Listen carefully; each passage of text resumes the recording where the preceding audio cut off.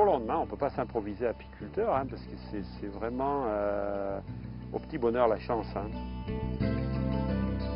C'est un métier passionnant, hein, mais tout ce que l'apiculteur connaît, il l'a appris avec des années d'expérience.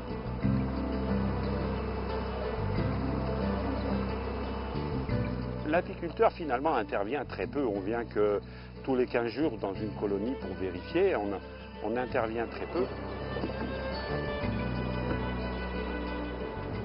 Nous, ce qu'on fait, on essaie de maîtriser un phénomène qui est naturel. Quand ça arrive le printemps, la fin du mois de mars, le début du mois d'avril, on sort nos abeilles à l'extérieur. De nouveau, ça y est, on est au contact avec la nature.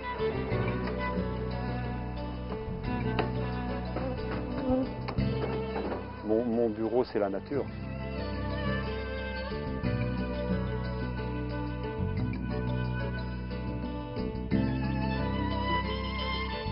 Le nombre de ruches varie en fonction de la saison. Donc on a généralement 20% de pertes pendant l'hiver. On accepte ça ou alors on ne devient pas apiculteur. Au printemps, on visite à peu près entre 60 et 80 ruches tous les jours. Le restant de l'année, c'est beaucoup plus progressif. Là. Mais cette période-là, et c'est ça qui est exceptionnel au Canada, c'est une des plus grosses mielées au monde. La mielée, c'est un terme vraiment apicole. La mielée, c'est le moment de l'année où il y a le plus de nectar dans les fleurs. Ce qui me passionne, c'est le contact avec les abeilles. Je ne peux pas vivre sans ça. Je me lève le matin, toute la journée, je me régale dans ce que je fais. Moi, c'est mon terrain de jeu. Je m'amuse.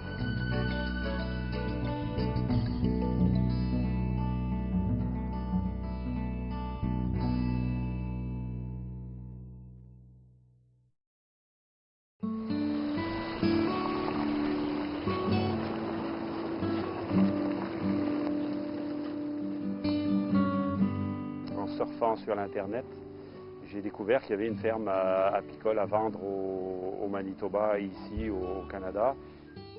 J'avais un contact ici sur Winnipeg, quelqu'un qui vendait sa ferme. Je suis venu visiter, puis je suis tombé en amour avec la province ici. La région de la montagne ici, Notre-Dame-des-Lourdes, c'est une région vraiment qui se prête à l'apiculture parce qu'on est surélevé par rapport à la plaine de Winnipeg.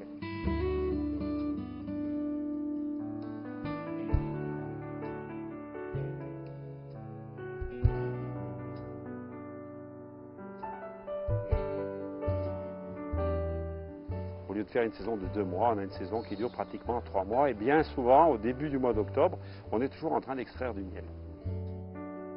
Actuellement, on a 700 ruches en production de miel. On a du matériel fantastique, là. Allez, 500 kg, 600 kg dans l'année.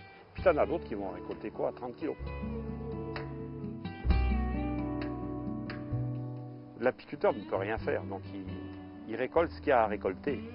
Par contre, là, au niveau extraction, après, là oui, on intervient pour une bonne part pour obtenir quelque chose de qualité.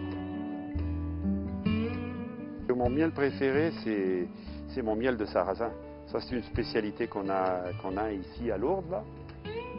La couleur s'apparente à du chocolat foncé, on va dire du chocolat noir. C'est surtout au niveau de l'amertume qu'il laisse dans la bouche. Parce que bon, c'est un goût assez fort quand même.